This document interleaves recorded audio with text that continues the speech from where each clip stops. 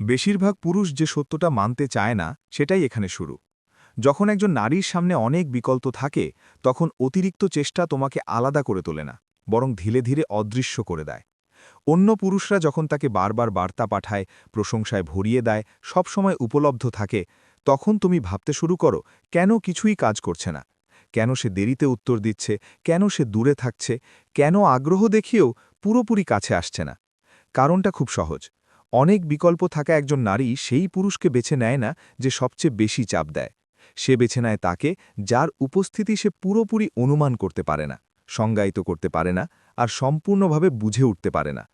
ক্ষমতা থাকে তার হাতেই, যে পরিস্থিতির কাঠামো নিয়ন্ত্রণ করে, না যে নিশ্চিত হওয়ার জন্য মরিয়া হয়ে ঘোরে। আর ঠিক এই মানসিক পরিবর্তনটাই তুমি এখন শিখতে চলেছ। এই ভিডিওতে উন্মোচিত হবে সেই লুকানো মনস্তত্ত্ব যা সীমাহীন মনোযোগ পাওয়া একজন নারীকে হঠাৎ তোমার দিকে তাকাতে বাধ্য করে, তোমাকে নিয়ে ভাবতে শুরু করায়, আর ধীরে ধীরে তোমার ওপর মনোযোগ কেন্দ্রীভূত করে। তুমি বেশি চেষ্টা করেছ বলে নয়, বরং তুমি হয়ে উঠেছ সেই মানুষ যাকে তার মন আর উপেক্ষা করতে পারে না। ১ নম্বর ধাপ, নিজের মূল্য নির্ধারণের ক্ষমতা তার হাতে তুলে দিও না। একজন নারীর সামনে যখন অসংখ্য বিকল্প থাকে, তখন সবচেয়ে বড় ভুলটা পুরুষরা করে এখানেই। তারা প্রমাণ করতে চায় যে তারা সেরা। তারা বোঝাতে চায় তারা অন্যদের চেয়ে আলাদা। তারা অনুমোদন চায়, স্বীকৃতি চায়, পছন্দ পাওয়ার চেষ্টা করে। কিন্তু এই আচরণটাই তোমাকে দুর্বল অবস্থানে নিয়ে যায়। কারণ যে মুহূর্তে তুমি তাকে বোঝাতে শুরু করো কেন সে তোমাকে বেছে নেবে, ঠিক সেই মুহূর্তেই তুমি অজান্তেই তার হাতে নিজের মূল্য নির্ধারণের ক্ষমতা তুলে দাও। তোমার প্রতিটি অতিরিক্ত ব্যাখ্যা, প্রতিটি নিজেকে প্রমাণ করার চেষ্টা, প্রতিটি তুলনা, সবকিছু তার মনে একটাই সংকেত পাঠায় যে তুমি অপেক্ষায় আছো, তুমি নির্বাচিত হতে চাইছ, তুমি নিজের অবস্থান নিচে নামিয়ে দিয়েছ। আর একজন নারী যার সামনে অনেক বিকল্প থাকে, সে সাধারণত সেই পুরুষকে বেছে নেয় না যে নিজেকে তার নিচে স্থাপন করে। সে বেছে নেয় তাকে যে মনে করায় সে নিজেই ঠিক করছে তার সময় আর শক্তি কাকে দেবে। এখানেই কাজ করে উল্টো নিয়ম। যত কম তুমি তাকে প্রভাবিত করার চেষ্টা করবে, বাস্তবে তত বেশি প্রভাব তৈরি হবে। ভাবো তার চারপাশের পরিস্থিতি। যখন ১৭ জন পুরুষ তাকে অনুসরণ করছে, তার মস্তিষ্ক তাদের মনোযোগকে দেখে অঢল সরবরাহের মতো। সহজে পাওয়া যায়, মূল্য কম, উত্তেজনাহীন। কিন্তু যে পুরুষটা সঙ্গে সঙ্গে জয় করতে চায় না, যে তাড়া দেয় না, যে নিজেকে উপস্থাপন করে বিচারকের অবস্থানে, সে হয়ে ওঠে ব্যতিক্রম। সে নিয়ম ভাঙে, সে প্রত্যাশা নষ্ট করে। আর এই অনিশ্চিততাই তৈরি করে মানসিক টান। এই ধাপে তুমি প্রতিযোগিতা বন্ধ করো। অন্য পুরুষদের সঙ্গে লড়াই না করে তুমি পুরো খেলাটার কাঠামো বদলে দাও। তুমি আর নিজেকে একজন অংশগ্রহণকারী হিসেবে উপস্থাপন করো না। তুমি হয়ে ওঠো সেই মানুষ যে যাচাই করছে সে তোমার জীবনে মানায় কিনা। তোমার কণ্ঠস্বর, সময় বাছাই, উপস্থিতি, সবকিছুর ভেতর দিয়ে সে অনুভব করতে শুরু করে যে তুমি সিদ্ধান্ত নিচ্ছ, উল্টোটা নয়। এই পরিবর্তন নারীর মনে গভীর কিছু সক্রিয় করে। প্রথমে সম্মান, তারপর কৌতূহল, আর তারপরেই আকর্ষণ। কারণ একজন নারী কখনো সেই পুরুষকে তাড়া করে না যে তার মনোযোগের জন্য প্রচারণা চালায়। সে তাড়া করে তাকে যার মানসিক স্বাধীনতা তাকে নিজের ধারণা নিয়ে প্রশ্ন তুলতে বাধ্য করে। আর যখন সে সামান্য হলেও নিয়ন্ত্রণ হারানোর অনুভূতি পায়, তখনই তার মন ধীরে ধীরে তোমার দিকে ঝুঁকে পড়ে, তোমার সঙ্গে যুক্ত হয়, তোমাকে প্রাধান্য দিতে শুরু করে, তার সামনে যত বিকল্পই থাকুক না কেন। এটাই সেই প্রথম দরজা যেখান দিয়ে বাকি সব কৌশল কাজ করতে শুরু করে। তুমি যখন নির্বাচিত হতে চাওয়া বন্ধ করো, ঠিক তখনই সে সত্যিকারে নির্বাচন করতে শুরু করে। ২ নম্বর ধাপ, অনিশ্চিততার মাধ্যমে মানসিক টান তৈরি করা। যখন একজন নারীর সামনে অসংখ্য বিকল্প থাকে, তখন বেশিরভাগ পুরুষ হেরে যায় একটাই কারণে। তারা হয়ে ওঠে অত্যন্ত অনুমানযোগ্য। একই ধরনের মনোযোগ, একই গতিতে উত্তর, সবসময় উপলব্ধ থাকা, প্রতিদিন একই রকম উপস্থিতি। তার মস্তিষ্ক এগুলোকে দেখে সাধারণ, সহজলভ্য, উত্তেজনাহীন কিছু হিসেবে। ঠিক যেমন কল থেকে পানি, দরকারি কিন্তু কখনোই রোমাঞ্চকর নয়। কিন্তু তুমি যদি নিয়ম ভাঙো, যদি উপস্থিতি আর অনুপস্থিতির মধ্যে সচেতন ছন্দ তৈরি করো, যদি রুটিনের বদলে বৈচিত্র্য আনো, তাহলে তার মনে ভিন্ন কিছু ঘটে। তীব্র সংযোগের পর হালকা দূরত্ব, গভীর কথোপকথনের পর কিছুটা নীরবতা, আবেগী মুহূর্তের পর সামান্য বিরতি। এই ওঠানামাই তার মস্তিষ্কে এমন এক রাসায়নিক প্রতিক্রিয়া তৈরি করে যা মানুষকে গল্প, খেলা আর অমীমাংসিত প্রশ্নের প্রতি আসক্ত করে তোলে। কারণ মানুষের মস্তিষ্ক সবচেয়ে বেশি সাড়া দেয় প্রত্যাশায়, না যে সে ইতিমধ্যে সব পেয়ে গেছে। যখন সে বুঝতে পারে না কখন তুমি বার্তা পাঠাবে, কখন সামনে আসবে, তখনই সে বেশি করে ভাবতে শুরু করে। সে আগের কথাগুলো মনে মনে ঘোরায়, সে মুহূর্তগুলো আবার কল্পনা করে, সে নিজের অজান্তেই তোমার দিকে মানসিকভাবে বিনিয়োগ করতে শুরু করে। অন্যদিকে অন্য পুরুষরা যখন সবসময় উপস্থিত থাকে তখন তারা সমস্ত টান নষ্ট করে দেয়, সব রহস্য মুছে যায়, সব উত্তেজনা মরে যায়। তুমি সেখানে আলাদা হয়ে ওঠো, কারণ তুমি কেবল উপস্থিত নও, তুমি প্রভাব ফেলো। তোমার উপস্থিতি যখন আসে সেটা গভীর লাগে, ভারী লাগে, অন্যদের ভিড়ে আলাদা করে চোখে পড়ে। এখানেই কাজ করে মস্তিষ্কের আরেকটা সত্য। অনিশ্চিততার সময় মানুষ সবচেয়ে বেশি মানসিক টান অনুভব করে। এটা মানে এই নয় যে তুমি হঠাৎ উধাও হয়ে যাবে, এর মানে হলো তুমি নিজের ছন্দ নিয়ন্ত্রণ করবে।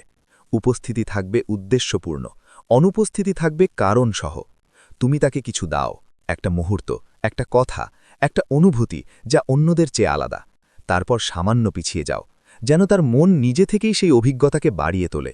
এই সূক্ষ্ম কৌশলটাই তোমাকে শত মানুষের ভিড় থেকে আলাদা করে তোলে, কারণ যেখানে সবাই দেয় নিরবিচ্ছিন্ন মনোযোগ, সেখানে তুমি দাও অর্থপূর্ণ সংযোগ, ঠিক সময়, ঠিক ব্যবধানে। ৩ নম্বর ধাপ, গভীর সংযোগের পর নিজে থেকে সরে যাও। এই জায়গাটাতেই বেশিরভাগ পুরুষ ভুল করে। যখন কথা জমে ওঠে, যখন আবেগ তৈরি হয়, যখন হাসি আসে, যখন মুহূর্তটা শক্তিশালী লাগে, তখন তারা আরও এগোতে চায়, বেশি বার্তা পাঠায়, বেশি খোলামেলা হয়, অনুভূতিটাকে টেনে লম্বা করতে চায়। কিন্তু ঠিক এই তাড়াটাই মানসিক টান নষ্ট করে দেয়। কারণ মানুষের মন স্থায়ী উপস্থিতির সঙ্গে গভীরভাবে বাধা পড়ে না, সে বাধা পড়ে ওঠানামার সঙ্গে, বিশেষ করে আবেগের চূড়ার পর। যখন সে কোনো মুহূর্তে ভীষণভাবে কিছু অনুভব করে, একটা গভীর আলাপ, চোখের ভাষা, একসাথে চুপ থাকা, হঠাৎ একটা হাসি, তার ভেতরে আবেগ জ্বলে ওঠে। তুমি যদি তখনও থেকে যাও, তাহলে অনুভূতিটা ধীরে ধীরে সাধারণ হয়ে যায়। আরেকটা ভালো মুহূর্ত, এই পর্যন্তই। কিন্তু তুমি যদি ঠিক সেই চূড়ার পর সরে যাও, তখন সেই অনুভূতিটা তার মনে আটকে যায়। সে বাড়ি ফিরে ভাবতে থাকে, আমি এতটা কেন অনুভব করলাম, সে কেন একটু দূরে গেল, এই সংযোগটা কি আসল ছিল? আর এখানেই তার মন নিজের মতো করে কাজ শুরু করে, তোমার কোনো প্রচেষ্টা ছাড়াই। এটাই আসল শক্তি। তুমি তাকে ভাবতে বাধ্য করছো, জিজ্ঞাসা করতে বাধ্য করছো, অনুভূতিটা আবার খুঁজতে বাধ্য করছো। এই কৌশলটার নাম উদ্দেশ্যপূর্ণ সরে যাওয়া। এটা শাস্তি নয়, অভিনয় নয়, রাগ দেখানো নয়। এর মানে হলো মুহূর্তটাকে শ্বাস নিতে দেওয়া, তার প্রভাবকে জমে থাকতে দেওয়া, তার মনকে তোমার পক্ষে কাজ করতে দেওয়া। কেমন করে করবে? ভালো কথোপকথনের পর তুমি নিজে আলাপ শেষ করো। সে খোলামেলা হওয়ার পর দিন একটু নীরব থাকো। সে বেশি হাসার পর হঠাৎ বাড়তি বার্তা পাঠিয়ে চাপ দিও না। কাছাকাছি আসার পর তাকে সেই দূরত্ব অনুভব করতে দাও। এখানেই বেশিরভাগ পুরুষ ভয় পায়। তারা ভাবে সে ভুলে যাবে, সে আগ্রহ হারাবে। কিন্তু বাস্তবতা উল্টো। মানুষ মনে রাখে যেগুলো অসম্পূর্ণ থাকে, যেগুলোর আবেগ পুরোপুরি মিটে যায়নি। তোমার সরে যাওয়া সংযোগ মুছে দেয় না, বরং সেটাকে বড় করে তোলে। কারণ সে শক্তিশালী কিছু অনুভব করেছিল, কিন্তু এখন সেটা আবার সহজে পাচ্ছে না। এই ফারাকটাই তৈরি করে আকাঙ্ক্ষা, আকাঙ্ক্ষা তৈরি করে বিনিয়োগ, আর বিনিয়োগ জন্ম দেয় টান। এইভাবে তুমি তার বহু বিকল্পের ভিড় থেকে আলাদা হয়ে ওঠো। তুমি হয়ে ওঠো সেই মানুষ যার উপস্থিতি তার আবেগের ছন্দ বদলে দেয়, যার সঙ্গে কাটানো মুহূর্তগুলো তার মাথায় ঘুরতে থাকে বারবার। ৪ নম্বর ধাপ, অল্প কিন্তু গভীর স্বীকৃতি দিয়ে তার মনে ছাপ ছাড়ো। বেশিরভাগ পুরুষ ভাবে প্রশংসা করলেই আকর্ষণ বাড়ে, তাই তারা বারবার তার চেহারা, ছবি, পোশাক, ব্যক্তিত্ব নিয়ে কথা বলে। কিন্তু সমস্যা হলো, একজন নারীর সামনে যখন অসংখ্য বিকল্প থাকে, তখন সে এই ধরনের প্রশংসায় ডুবে থাকে। একই কথা, একই লাইন, একই ধরনের মন্তব্য। এই অবিরাম স্বীকৃতি ধীরে ধীরে মূল্য হারিয়ে ফেলে, কারণ যা সহজে পাওয়া যায় সেটাই কম প্রভাব ফেলে। তাই এখানে তোমার কৌশল উল্টো। তুমি খুব কম স্বীকৃতি দাও, কিন্তু যখন দাও সেটা তার অবচেতনে গিয়ে আঘাত করে। প্রথম নিয়ম, তুমি চাহিদা মতো প্রশংসা করো না। সে যদি দৃষ্টি আকর্ষণের চেষ্টা করে, তুমি সঙ্গে সঙ্গে প্রতিক্রিয়া দাও না। অন্যরা যখন বাহবা দেয়, তখন তুমি স্থির থাকো। এই নীরবতাই তার মনে একটাই বার্তা পাঠায়, যে তোমার অনুমোদন সহজে কেনা যায় না। দ্বিতীয় নিয়ম, তুমি যা কেউ খেয়াল করে না সেটার প্রশংসা করো। তার সৌন্দর্য নয়, তার সাজ নয়, বরং তার আত্মসংযম, চিন্তার গভীরতা, পর্যবেক্ষণ ক্ষমতা, শান্ত আত্মবিশ্বাস, লক্ষ্যবোধ, রসবোধ। যখন সে অভিনয় করছে না তখনকার সেই দিকগুলো। এতে তার মনে হয় সে আমাকে আলাদা চোখে দেখে, আর এই ফেল অনুভূতিটাই গভীর বন্ধন তৈরি করে। তৃতীয় নিয়ম, তুমি হঠাৎ স্বীকৃতি দাও, তারপর একটু দূরে সরে যাও।